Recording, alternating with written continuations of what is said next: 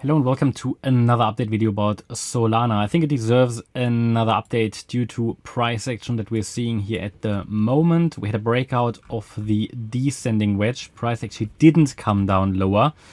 I thought earlier today that we might have started the pullback in the wave 2 already. However, I gave you two levels that need to break to confirm that we have already started the pullback. Knowing that if they are not broken, continuation could occur. And the level I gave you, the very first one, was 1880. Now that was never even touched. So from that point of view, the trend, the upside trend that we can currently see here on the chart, was not broken.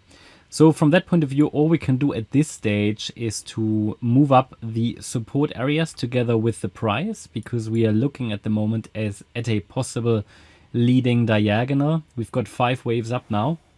What turned out in the what was a mess in the beginning turned out quite a nice diagonal structure. Actually, we have 5 waves to the upside now, and I can see a wave 1, I can see a wave 2 which bottomed here on the 15th of June, a third wave which topped here on the 30th of June. Then we had an ABC structure in wave 4, which is probably a running flat, I would say.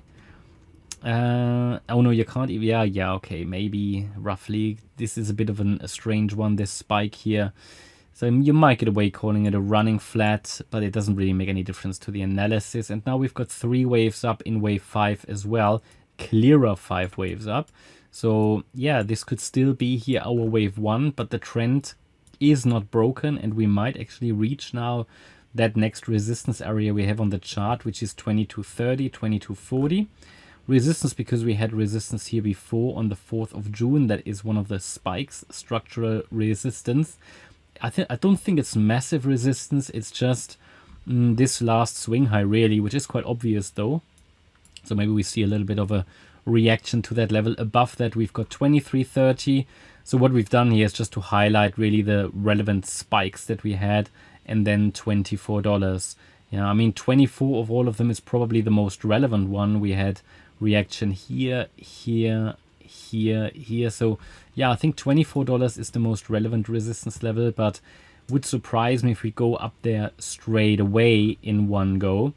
Trend is still up, of course. As you can see, we still have the bullish momentum on the MACD. I think we looked at that in the last video. I believe we looked at it on the daily.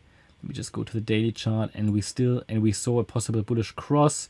Price is now in the overbought range on the daily RSI. Now that's not necessarily an indicator that things are going to turn around. It just means that we are in an uptrend, and it's pushing.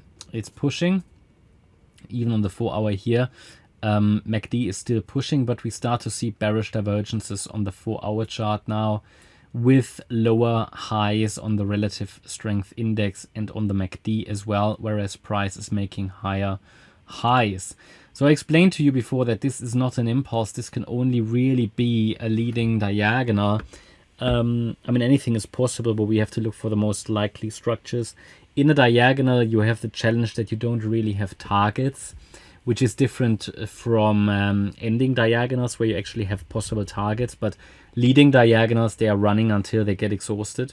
I believe I said that in the last video or so. I always try to explain the structures that we deal with here. And the leading diagonal, obviously, as you can clearly see, is still pushing higher. One of the few cryptos which is doing it. And again, resistances are clear, so we just need to be watching these levels. And the support areas are currently just an estimate until we have a confirmed top in place.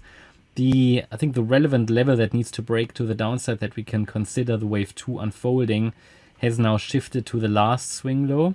So we deal here with $19.30. If price breaks below $19.30, I think then we can look at this wave 2 correction, and we're then looking for an ABC correction and a pullback into this support zone, which is now between 1475 and 1831, even though 1831 would be an extremely shallow pullback in a wave 2. Normally I would like to see a wave 2 just to reach at least the 50% retracement, in this case 1727, but I like to highlight the 38.2 fib level nevertheless, because it is typically an area or a price level where we see some kind of a reaction. And sometimes, in rare cases, price is already completely turning around there. But yeah, this is the situation at the moment. Resistances are clear, trend is clear in the short term. We're still tracking the overall bullish scenario here, yeah, and we highlighted that as long as we stay above $12, a third wave rally can occur. Maybe it's already started, but because it's a diagonal, it needs to prove itself by giving us a wave 2, a deeper pullback, and by holding support, which is the 78.6 retracement.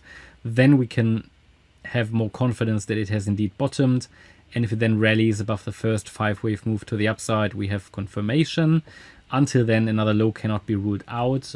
Even in the current structure, it cannot be ruled out, because again, it is just a diagonal, okay? And diagonals can always be counted as corrective structures as well. I could easily count this as a WXY structure, for example. Just be aware of that, right? So the risk of another low is not gone. I need to highlight that. But I think looking at price action here with a 5-wave move, it's certainly going to be interesting to watch into this support area if price can hold a higher low. And that is the area where reward versus risk is pretty decent. Yeah, that's my update about Solana. I hope you liked the update. If you did, please hit the like button, leave a comment and subscribe. And if you really like the content, then please check out the channel membership. Thanks a lot for watching. Bye bye.